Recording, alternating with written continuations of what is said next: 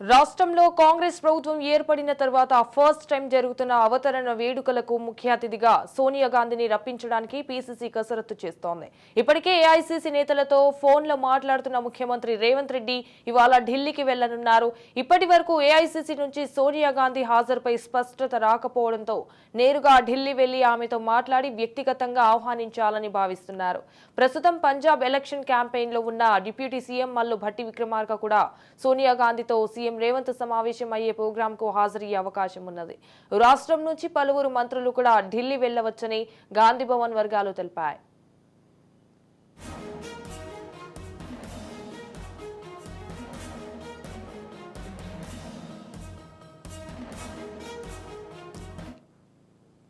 సోనియా గాంధీతో పాటు రాహుల్ గాంధీ, ప్రియాంక గాంధీని సైతం పీసీసీ ఈ కార్యక్రమానికి ఆహ్వానిస్తోంది.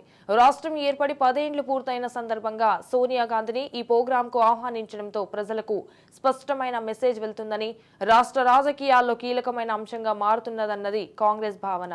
సోనియా గాంధీని ఈ కార్యక్రమానికి హాజరయ్యేలా చేయడం పీసీసీకి ప్రతిష్టాత్మకంగా మారింది. అనారోగ్య కారణాలు, జూన్ 4న జరగనున్న ఓట్ల లెక్కింపు తదితర అంశాలను పరిగణలోకి తీసుకుని సోనియా గాంధీ ఈ కార్యక్రమానికి హాజరయ్యేలా నిర్ణయం తీసుకుంటారా, లేక ఆమె రాకుండా రాహుల్ గాంధీ, ప్రియాంక గాంధీలను మాత్రమే పంపుతారా అనే ఉత్కంఠ రాష్ట్ర కాంగ్రెస్ నేతల్లో నెలకొన్నది.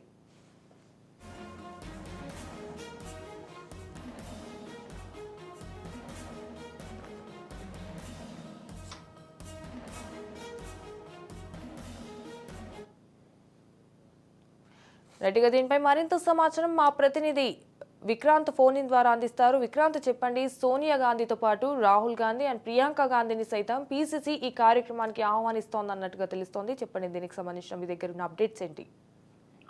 Thank you Sanjana. మరి కాసేపట్లో కూడా ఇటు కేరళకు వెళ్లనున్నారు రాష్ట్ర ముఖ్యమంత్రి రేవంత్ రెడ్డి.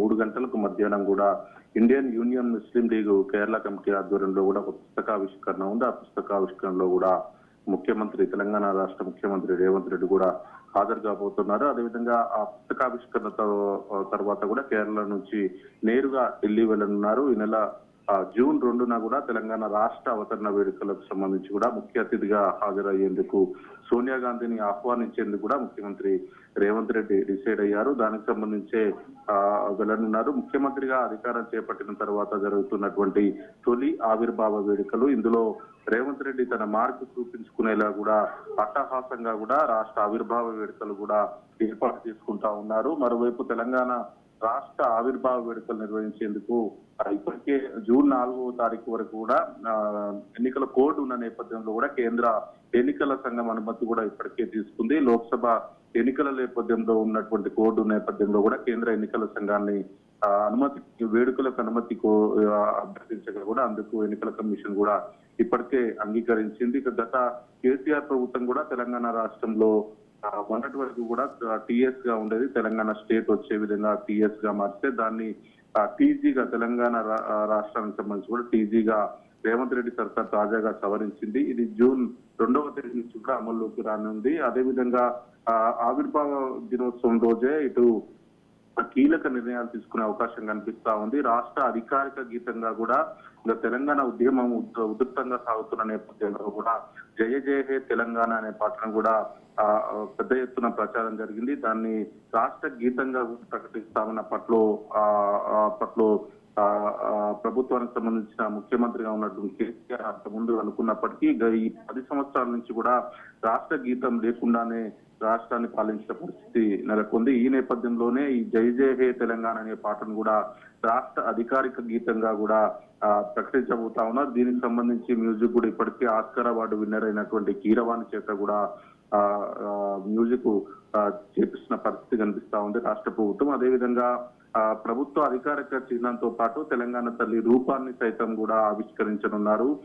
దానికి సంబంధించి తెలంగాణ ఉద్యమంలో పాల్గొన్నటువంటి ఉద్యమకారులందరినీ కూడా ప్రభుత్వం ఘనంగా సన్మానించుకోవాలని ప్రభుత్వం సిద్ధమైంది. ఇందుకు ఇప్పటికే ఆహ్వానాలు కూడా ఇప్పటికే పంపించడం జరిగింది. ఇంత అట్టహాసంగా జరిపేటువంటి ఈ కార్యక్రమానికి అప్పటిలో తెలంగాణ రాష్ట్రం సిద్ధించడానికి సాకారం చేసినటువంటి కళ నెరవేర్చినటువంటి సోనియా గాంధీని ఆహ్వానించి సన్మానించుకోవాలని మాత్రం రాష్ట్ర కాంగ్రెస్ ప్రభుత్వం డిసైడ్ అయింది. అందులో భాగంగానే సోనియా గాంధీని ఎట్టి పరిస్థితుల్లోనైనా సరే ఆహ్వానించేందుకు సిద్ధం చేయాలని కూడా ఏఐసిసి నేతలను కూడా ఇప్పటికే అనేక సార్లు కోరారు. స్వయంగా ఈ రోజు ముఖ్యమంత్రి రేవంత్ రెడ్డి, ఉప ముఖ్యమంత్రి బట్టి విక్రమార్కతో పాటు పలువురు మంత్రులు కూడా స్వయంగా సోనియా గాంధీని కలిసి ఖచ్చితంగా ఆవిర్భావ వేడుకలకు రావాలని కూడా ఆహ్వానించే అవకాశం కనిపిస్తా ఉంది. వీరితో పాటు ప్రియాంక గాంధీ, రాహుల్ గాంధీ, ఏఐసిసి అధ్యక్షుడిగా ఉన్నటువంటి మల్లికార్జున ఖర్గేతో పాటు అప్పట్లో హోంశాఖ మంత్రిగా ఉన్నటువంటి చిదంబరాన్ని కూడా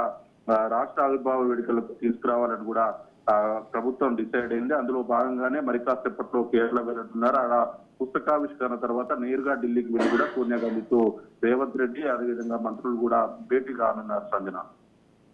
Right. Thank you for the updates, Vikrant.